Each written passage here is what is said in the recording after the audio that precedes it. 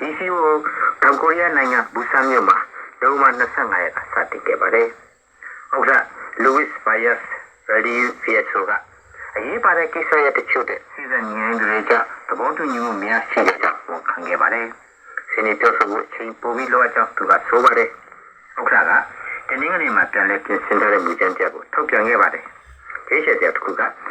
ဥရောပသမဂ္ဂနဲ့တခြားအစုအဖွဲ့ရဲ့ယူဆတွေကိုထောက်ခံမှုဖြစ်ပါတယ်။အဲဒီမှာ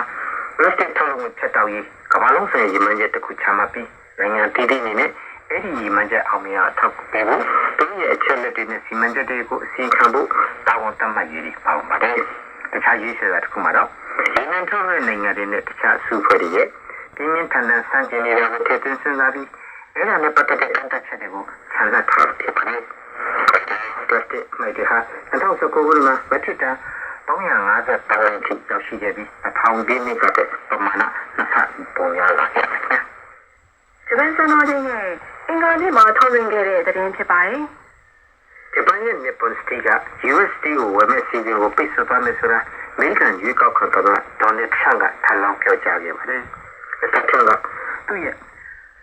Truth Social Internet Seminar ကတင်းလာနေမှာတင်ထားတဲ့ရေးသားချက်တစ်ခုတည်းပါ။တချိန်ကချင်းကျယ်ပြီးအင်အားကြီးမှတဲ့ USD ကိုနိုင်ငံခြားကုမ္ပဏီတစ်ခုကဝယ်တာကိုလုံးဝဆန့်ကျင်တယ်လို့ဆိုထားပါတယ်။ဒါပေမဲ့ကောက်ပဲမဲဆန်မှုတဲ့အဲ့ဒီတပတ်တွေကျဆန့်ကျင်နေဆိုတာသူအချင်းချင်းပြောခဲ့ပါတယ်။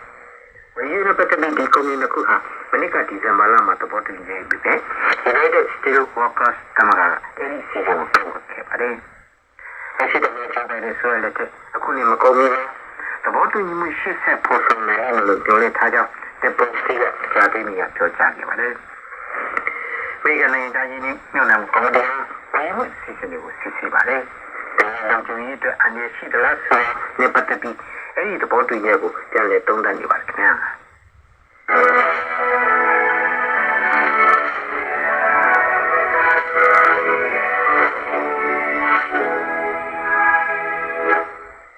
ဂျပန်စံတော်ချိန်နဲ့ဗုဒ္ဓဟူးနေ့မှာထုတ်လွှင့်ခဲ့တဲ့သတင်းဖြစ်ပါတယ်။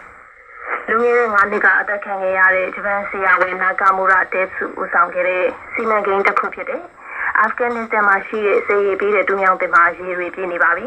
။အရှေ့ပိုင်းနန်ဂါဟာပြည်နယ်မှာအင်္ဂါနေ့ကပြုလုပ်တဲ့အခမ်းအနားမှာအဲ့ဒီတူမြောင်တွေကိုရေတွေတိုင်းခဲ့ပါတယ်။ဂျပန်ကအစိုးရမဟုတ်တဲ့အဖွဲ့အစည်း NGO တစ်ခုဖြစ်တဲ့ပေရှာဝါခိုင်ကဝန်ထမ်းတွေကအဲ့ဒီပွဲကိုဒေသခံတွေနဲ့အတူတက်ရောက်ခဲ့ပါတယ်။ဒီဇင်ဘာလ4ရက်နေ့ဟာလွန်ခဲ့တဲ့နှစ်ကနန်ဂါဟာမှာမစ္စတာနာဂါမူရာတနက်နေ့ပြစ်တက်ခံခဲ့ရတဲ့နေ့ဖြစ်ပါတယ်။အာဖဂန်တဲခံနာရမြေမှာရေပေးတူအောင်ဆောင်နေတည်ဆောက်တဲ့အဲ့ဒီ NGO ရဲ့လှုပ်ရှားမှုကိုသူကဦးဆောင်ခဲ့ပါတယ်။သူ့ကိုဘယ်သူကတက်ဖြတ်ခဲ့ဆိုတာမသိရသေးပါဘူး။မစ္စတာနာဂါမူရာရဲ့အမိနဲ့အဲ့ဒီနိုင်ငံမှာအဲ့လိုအဆောင်တွေကိုဆက်ပြီးတည်ဆောက်နေပါတယ်။အဲ့ဒီဒူးမြောင်းတည်ဆောက်မှုကိုအေဘီလာကစတင်ခဲ့ပါတယ်။အနီးနားမှာလည်းဒီလောင်ကန်တစ်ခုတည်းနေပြီးအဲ့ဒီစနစ်နဲ့ဟက်တာ400လောက်ရှိတဲ့ area မှာနေထိုင်သူတွေရဲ့လူနေမှုဘဝကိုမြင့်တင်ပေးနိုင်ဖို့မျှော်လင့်ထားပါတယ်။အဲ့ဒီ NGO အဖွဲ့ရဲ့အကြီးအကဲဘူရာကာမီမာဆာရိုကလက်ရှိမိုးခေါင်ရေချအခြေအနေမှာလူတွေရှင်သန်ရည်တည်နိုင်ဖို့ဘလို့အခြေအနေမှာပဲဖြစ်ဖြစ်ဒီလုပ်ငန်းတွေကိုဆက်လက်လုပ်ဆောင်ကြဖို့လိုအပ်တယ်လို့အလေးနက်ပြောကြားခဲ့ပါတယ်ရှင်။ဂျပန်စံတော်ချိန်နဲ့စာနာရေးနေ့မှာထုတ်လွှင့်ခဲ့တဲ့သတင်းဖြစ်ပါတယ်။ဂျပန်နဲ့ဆွီဒင်နိုင်ငံတွေကဝန်ကြီးချုပ်တွေတွေ့ဆုံဆွေးနွေးခဲ့ကြပြီးနိုင်ငံဆက်ဆံရေးကိုမဟာဗျူဟာမြောက်မိတ်ဖက်ဆက်ဆံရေးအဆင့်စီမြင့်တင်မယ်လို့ဆိုထားတဲ့ပူးတွဲကြေညာချက်ကိုထုတ်ပြန်ခဲ့ပါတယ်။ဂျပန်ဝန်ကြီးချုပ်အီရှိဘရှိဂဲတို့ဟာ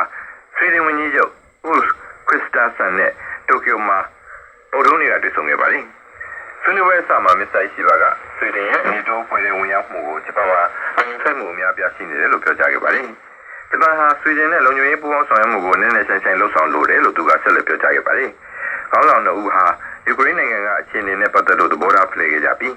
ရုရှားနဲ့မြောက်ကိုရီးယားကြားစစ်ရေးပူးပေါင်းဆောင်ရွက်မှုတိုးလာနေတဲ့အပေါ်စိုးရိမ်ပူပန်မှုတွေကိုမျှဝေကြပါတယ်။ရုရှားပေါ်တန်ခါပိစုမှုတွေချမှတ်ရမှာနဲ့